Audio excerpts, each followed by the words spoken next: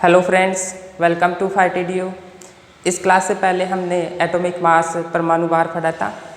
आप यदि उस क्लास को देख लिए हैं तो ठीक है, इस क्लास की तरफ चल सकते हैं। यदि आप उस क्लास को नहीं देखे हैं तो पहले उस क्लास को देखिए। अगर आप उस क्लास को देखेंगे तो ये क्लास आपको बेहतर समझ में आएगी। अगर आप वो क्लास देख चुके हैं तो इस क्लास की तरफ चलते हैं। आज का टॉपिक रहेगा आणविक द्रव्यमान, मोलर मास, अणुभार, मॉलिक्यूलर मास।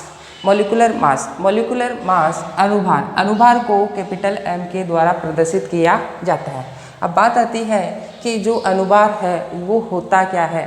परमाणु भारों का योगफल अणुभार कहलाता है। तो हम क्या कह सकते हैं कि जो अणुभार है capital M, summation of atomic mass, परमाणु भारों का योगफल क्या कहलाता है, अणुभार कहलाता है। तो अणुभार बराबर परमाणु भारों का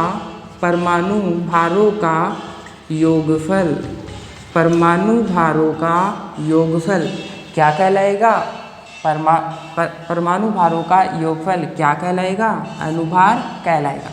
तो फाइनली हम क्या कह सकते हैं, अतः किसी अणु में उपस्थित सभी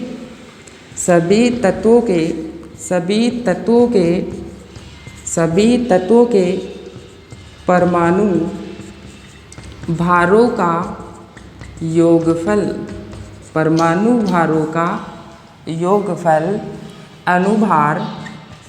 अणुभार या आणविक द्रव्यमान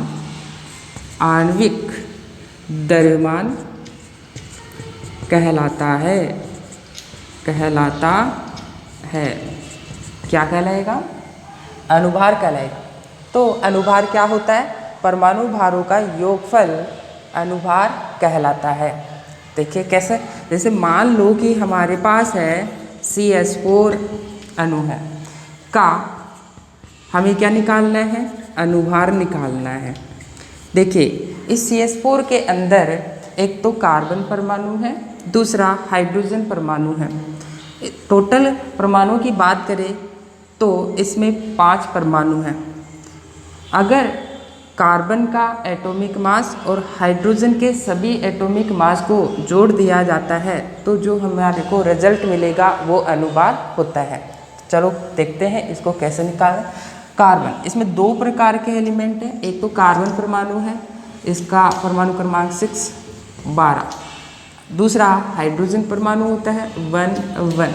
ये कैसे आया, इसको हम इससे पहले वाली क्लास के अंदर पढ़े थे। ओके, अब इसका अनुभार निकालते हैं। यहाँ पे कार्बन की संख्या है 1 इंटू कार्बन का एटॉमिक मास कितना है, कार्बन का एटॉमिक मास है 12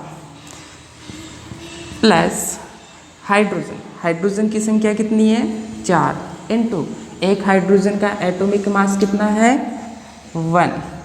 तो हमारे पास यहाँ पे क्या निकल के आएगा, 12 प्लस 4 16।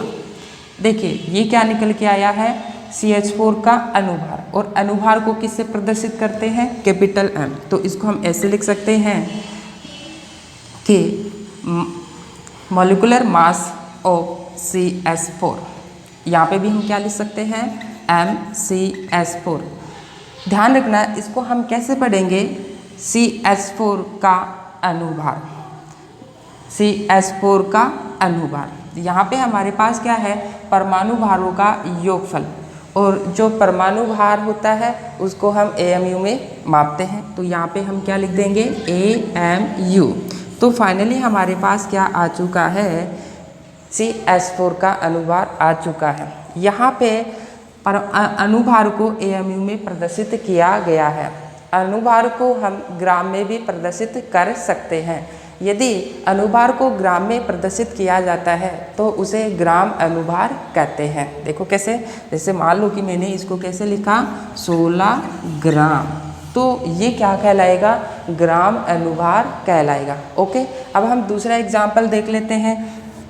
सेकेंड एग्जाम्पल हमारे पास है H2। हमें क्या करना है, H2O का अनुभार निकालना है, H2O का अनुभार। तो H2O के अनुभार में हम देखेंगे कि दो तो हाइड्रोजन परमाणु है और एक ऑक्सीजन परमाणु है। तो टोटल परमाणु की बात करें तो इसमें 3 परमाणु हैं। यदि तीनों परमाणुओं के एटॉमिक मास को जोड़ दिया जाता है तो हमें क्या मिलेगा, अनुभार मिलेगा। यहाँ पे हाइड्रोजन परमाणु है, इसका एटॉमिक मास 1 होता है। ऑक्सीजन की बात करें तो ऑक्सीजन का एटॉमिक मास कितना होता है, 816। कैसे, ऑक्सीजन के लिए 816। तो यहाँ पे ऑक्सीजन का एटॉमिक मास कितना हुआ, 16 हुआ। तो हम H2O का अनुभार अब हम कैलकुलेट कर सकते हैं। तो हम क्या कहेंगे, मास, तो हम क्या कहेंगे कि MOH2O इक्वल टू हाइड्रोजन की संख्या कितनी है, 2 इंटू एक हाइड्रोजन का एटॉमिक मास कितना है यहाँ पे 1 प्लस ऑक्सीजन की संख्या है 1 इंटू और एक ऑक्सीजन का एटॉमिक मास कितना है 16। इसको सोल्व करते हैं तो हमारे पास कितना आएगा, 2 + 16 कितना मिलेगा, 18। देखिए कितना आया, MOH2O 18 AMU। ये तो किसके अंदर है, AMU के अंदर है। अगर हम ग्राम में प्रदर्शित करना चाहे तो ग्राम में प्रदर्शित कर सकते हैं। कितना आएगा, 18 ग्राम। तो इस तरीके से H2O का अनुभार हमारे पास 18 ग्राम या 18 AMU प्राप्त होता है। ओके, अब हम नेक्स्ट एग्जाम्पल की तरफ चलते हैं। नेक्स्ट एग्जाम्पल हम लेंगे CO2 का, कार्बन डाइऑक्साइड। देखिए नेक्स्ट एग्जाम्पल हमारे पास है CO2 का हमें क्या निकालना है, अनुभार निकालना है। ओके, CO2 देखिए इसमें हमारे पास एक तो कार्बन परमाणु है और 2 ऑक्सीजन के परमाणु हैं। कार्बन का एटॉमिक मास हमारे पास कितना है, 12 और ऑक्सीजन का कितना होता है, 16। अब हम क्या कर सकते हैं, इसका अनुभार कैलकुलेट कर सकते हैं। देखो कैसे, CO2 का अनुभार, इसको कैसे पढ़ेंगे हम, CO2 का अनुभार इक्वल टू कार्बन की संख्या यहाँ पे 1 है इंटू और एक कार्बन का एटॉमिक मास कितना है 12 प्लस ऑक्सीजन की संख्या कितनी है 2 इंटू और एक ऑक्सीजन का एटॉमिक मास की बात करें तो कितना है 16। इसको सोल्व करते हैं, देखिए कितना आएगा, 12 + 32 कितना आएगा, 44 AMU। मास ऑफ CO2 का अनुभार कितना आया फाइनली हमारे पास आया 44 AMU। इसको हम ग्राम में प्रदर्शित करना चाहिए तो 44 ग्राम, ये हमारे पास क्या हो गया है, ग्राम अनुभार। तो फाइनली हम क्या कह सकते हैं कि यदि अनुभार को ग्राम में प्रदर्शित किया जाता है तो उसे ग्राम अनुभार कहते हैं। उसे क्या कहेंगे, ग्राम अनुभार कहेंगे। ओके, समझ में आ गया होगा कि यदि किसी अणु के अनुभार को यदि ग्राम में प्रदर्शित कर दिया जाता है तो उसे हम क्या कहेंगे, ग्राम अनुभार कहेंगे। क्या कहेंगे, ग्राम अनुभार कहेंगे। हम एक एग्जाम्पल और ले लेते हैं।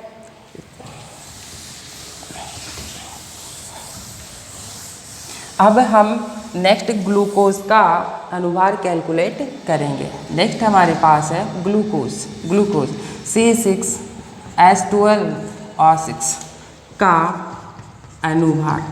हम यहाँ पे ग्लूकोज का अनुभार कैलकुलेट करने जा रहे हैं। इसको क्या कहेंगे यहाँ पे, ग्लूकोज। तो मास ऑफ ग्लूकोज C6H12O6, इसमें हमारे पास कार्बन के 6 परमाणु है, हाइड्रोजन के 12 परमाणु है और ऑक्सीजन के 6 परमाणु हैं। यदि इन सभी के परमाणु भारों को जोड़ दिया जाता है तो क्या मिलेगा, अनुभार मिलेगा।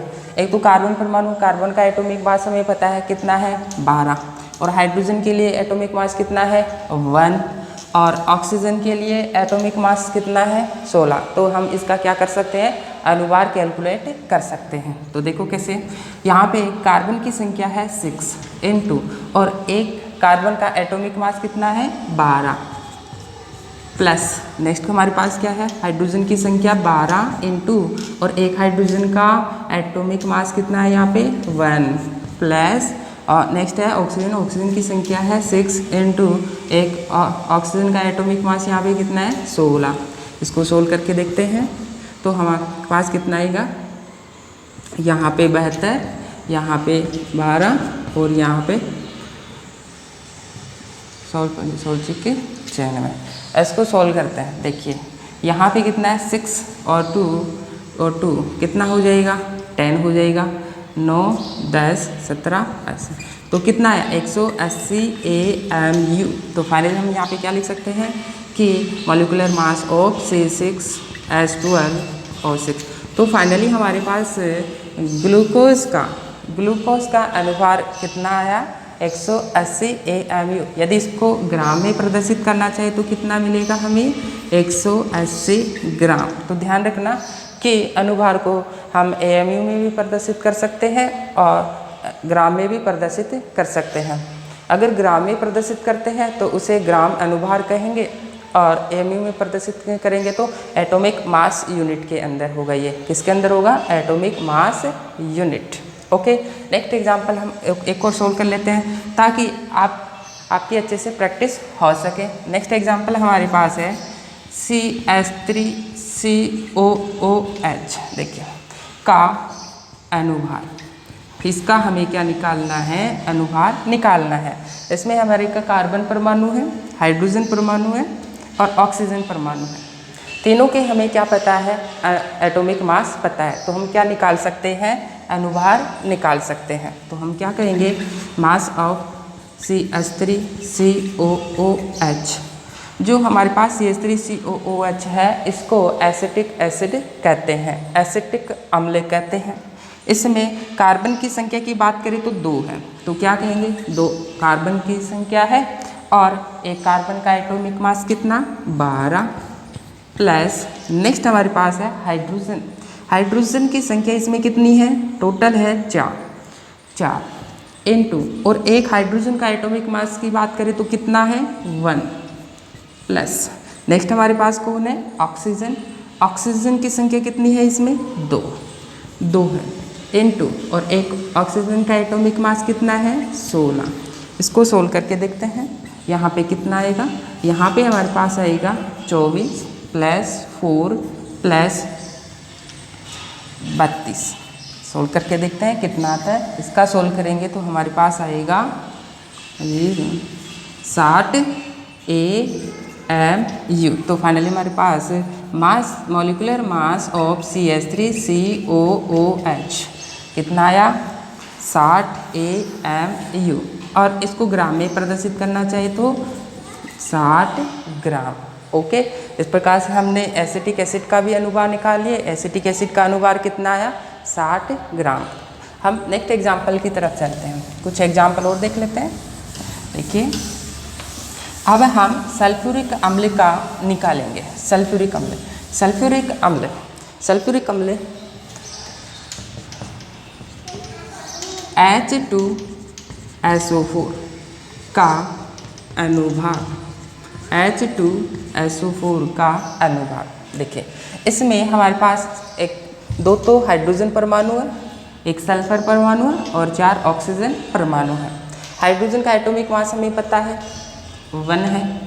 सल्फर का नहीं पता। तो सल्फर, इससे पहले वाली वीडियो के अंदर मैंने आपको एटॉमिक मास बताया था, वहाँ पे सल्फर का भी बताया था। ओके, तो अगर आप इससे पहले वाली वीडियो को नहीं देखे हैं तो पहले उस वीडियो को देख लीजिए।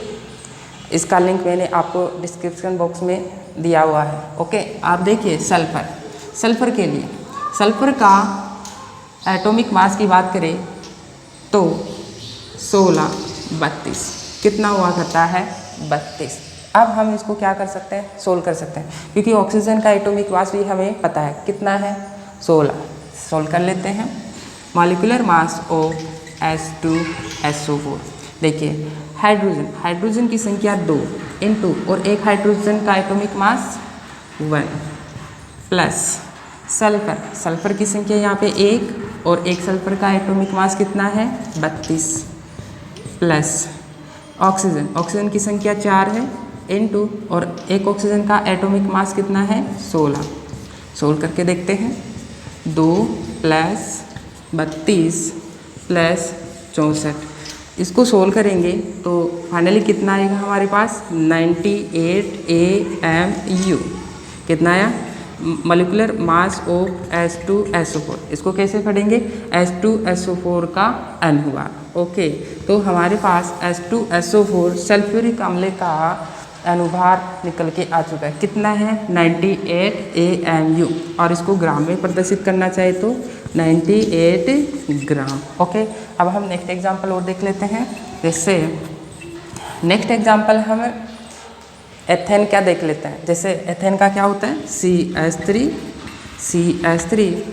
ये इस तरीके के नाम जब हम IUPAC नामकरण पढ़ेंगे तब वहाँ पढ़ेंगे। ओके, मैं आपको वहाँ पे पढ़ा दूँगा। पहले देखिए हमारा यहाँ पे मेन कार्य क्या है, केवल और केवल अनुभार निकालना। तो देखिए इसका हमें क्या निकालना है, अनुभार निकालना है। एथेन का अनुभार, इसका अनुभार कैसे निकालें। देखिए इसमें दो कार्बन के परमाणु हैं और हाइड्रोजन की संख्या कितनी है, टोटल हमारे पास यहाँ पे 6 है और टोटल परमाणु की बात करें तो कितने हैं 8 परमाणु के परमाणु भारों को जोड़ दिया जाता है तो हमारे पास क्या निकल के आएगा, अनुभार निकल के आएगा।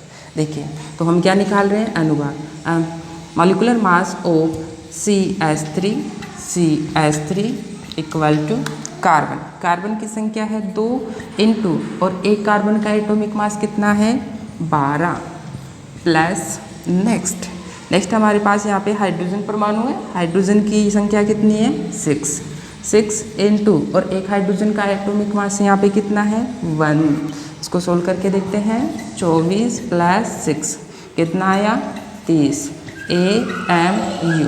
तो हम लिख सकते हैं कि मॉलिक्यूलर मास ऑफ CH3 कितना आया 30 AMU और ग्राम में प्रदर्शित करना चाहे तो 30 ग्राम।